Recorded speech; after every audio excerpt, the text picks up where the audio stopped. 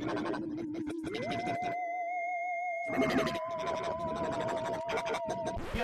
Grip, we not doing this, bro.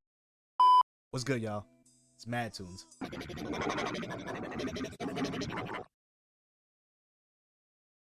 Today, we're gonna be doing a beat breakdown of one of my favorite beats. The beat is called Are You Down? Hope you guys enjoy this one. If you haven't seen my last YouTube video, go watch it. It's just a little introduction video about myself, and hope you guys, don't judge me too much. But yeah, so with that being said, let's get to it. Okay, I have the beat pulled up right now, so let's take a full listen and we go from there.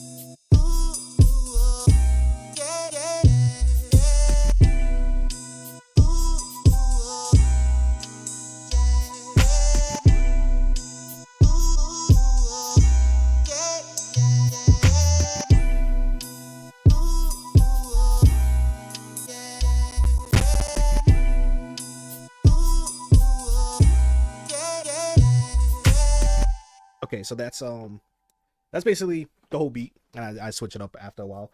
So sorry, I just scratched my whole soul into this microphone. I am sorry. So yeah, so with this one, this is a sample I got off of Splice. I'm gonna let you listen to it by itself. Let me solo this.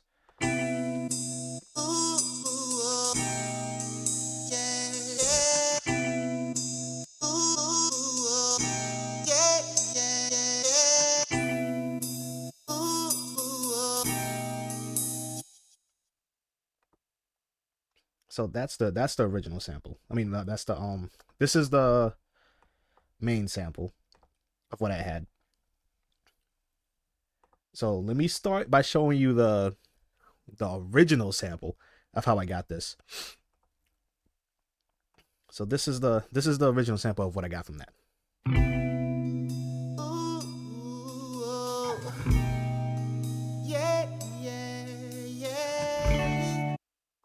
So I'm gonna play one more time.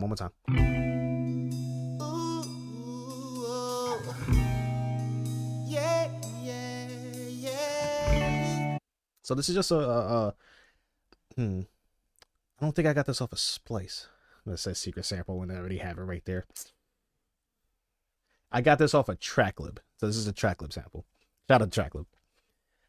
So I took this, right?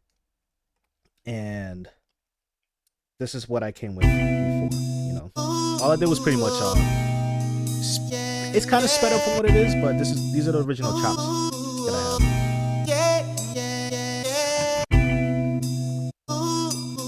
These are the chops I came with, what was already there. So it kind of speeds it up from what the original sample was. So with that, what I like to do with majority of my samples, I add effects to it. So this one had a little bit too much low end, so I decided to cut those out and added a high pass filter. This is 208 hertz. I don't know what any of that means, but I do. But for the sake of, I just have it like a quarter of a way up, and it blocks the right amount of low end for me, because I like to add bass sounds to it. And a lot of my kicks that I have, they are very heavy on the low end. So I like to take that out in a sample so like frequencies don't collide. So I added that. So it went from this, like you can hear the kick, and then put in a low pass filter. You don't really hear it.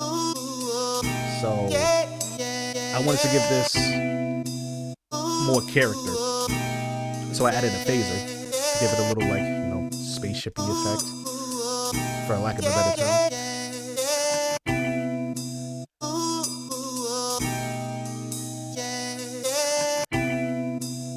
So after that, I decided to add an EQ because I felt like there was a little bit too much low end into it. Make it clear. And then I added a beat delay. The delay doesn't really do anything. It just, this is how it sounds. You see how it stops? And then I add the delay. You see that little, just for a little bit more character and to make it sound more full. And then I added another, I added a low pass filter to give it a little bit more character, you know. So I like to manipulate samples to, what is it? I don't know, just make it something different than what it was, you know. The whole point of sampling, to me at least, is to make something new out of something that's already been created, you know. I feel like that's just the essence of what hip-hop is.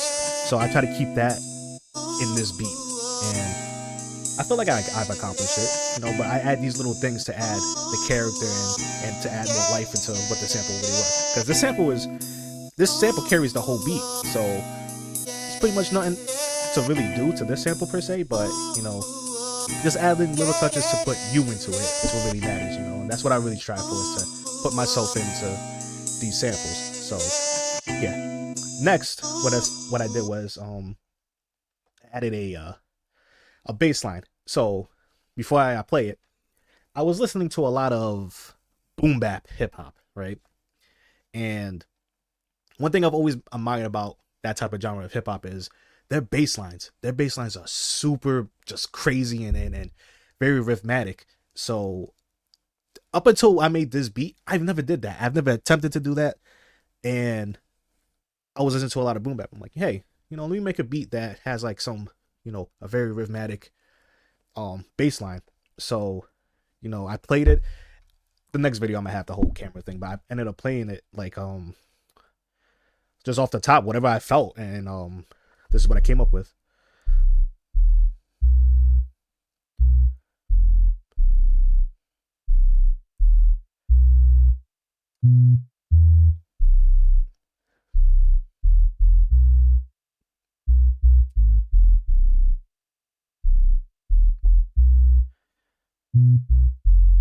So that paired with the sample,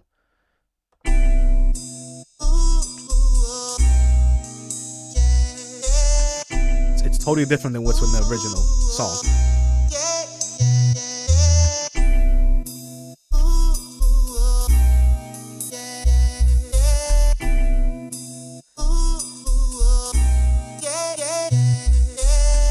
So yeah. So now the beat is getting there. It's getting there. You know, like I said, the sample carries the beat. So next I added was a combo kick that I made myself.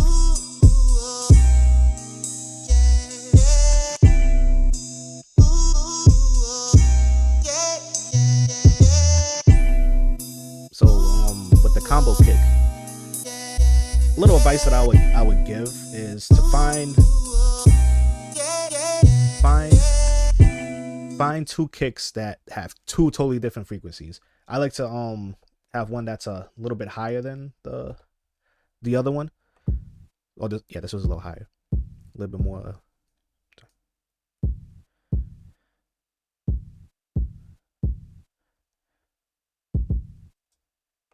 And this is the lower one.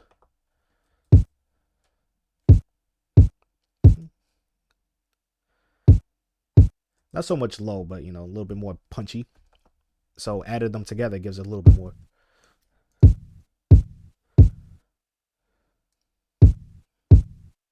Yeah. So that's how I came up with that. So try to add two different kicks, you know, that for me, and at least in my experience, it gives the kick more oomph, you know. I know a lot of producers, especially when they're starting out, they complain that their drums don't hit enough, you know. And I don't feel like I struggle with that problem per se, because I usually just have everything turned up, so I never really had that issue. But as I started learning like what sound is and like the proper way to do it, I realized my kicks were a little bit slacking too. So some people might add a little compressor on it to like beef it up, but usually all I do is I get one kick in one frequency and another one, and For some reason it works. I don't know. So that's usually how I get my kicks to, like, have a little bit more power and umph into it. So yeah, so now with those 3 elements added, this is what it sounds so far. So next I added was just a simple hi-hat that's on rhythm.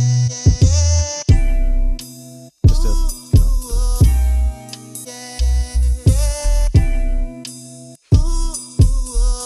that's all you need sometimes. Just a little something simple.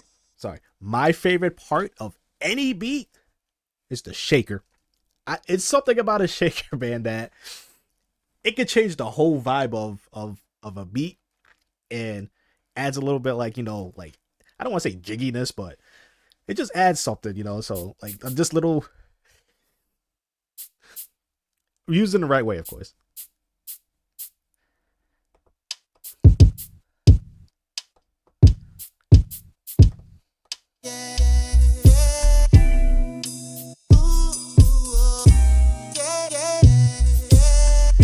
So I added after the shaker, I added a little scratch.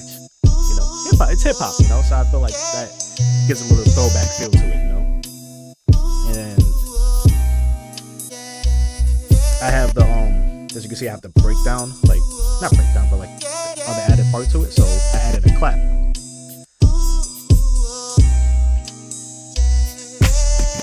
Well, multiple claps. So the same premise of, like, the kicks. People have a hard time with their snares or claps sounding not hard enough. So I just stack my claps. I get, like, just not random claps, but I get a lot of claps that, they mesh well together. Sometimes I add 2 because 2 is enough, or sometimes I add, in this case, I added 5, and that works. So, and it gives it a different effect, fullness. Yeah, it just gives it, it sounds like it's a combo clap. That's all it is. So it adds to it. So with all of that added, the beat just basically built itself, man. Because this sample carries the whole beat. Now it's just about adding around it to make it, sound good. It's really not that hard,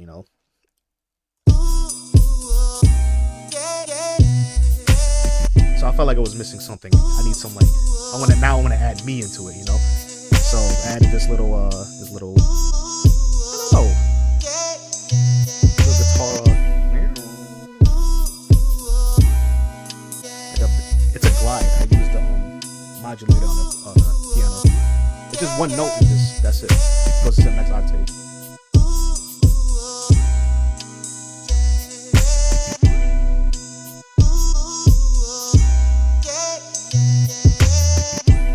So now it's time to add another element, and I decided to go with a flute that sounds like this.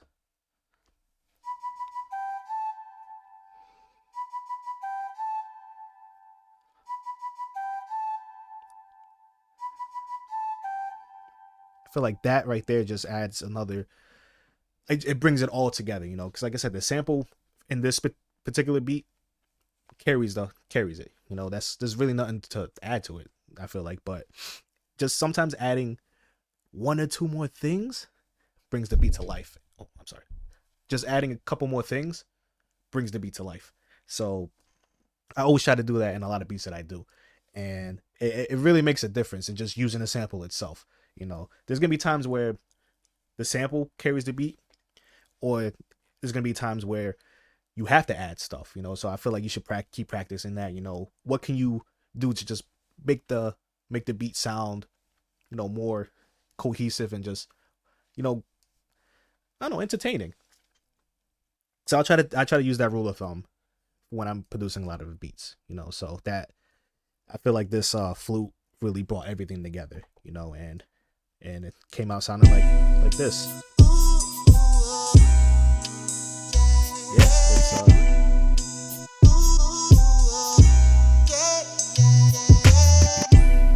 yeah, man, it came out together, man. And then usually when I'm done with this part, I just let it roll out.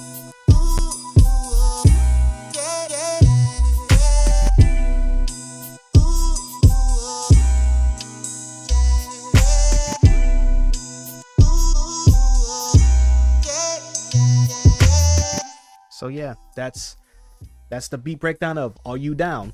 Hope you guys enjoyed it. Let me know what you feel about the beat. This beat is available on my Bandcamp. Will it come to streaming? I don't know. I'm still debating, but you know, the best way to support me is, you know, to go to Bandcamp. It's on a project called Soul Tunes. The whole project's 10 songs, $7, or you can pay what you want, you know. So if you want to go listen to the full beat, it will be on there. The link will be in the description. If I can find a way to put it up there, I don't know if I can, but you know, but the link is definitely in the description. So with that, I hope you guys enjoyed. Like, comment, share, subscribe, you know, all those YouTube stuff, and I'll see you in the next one.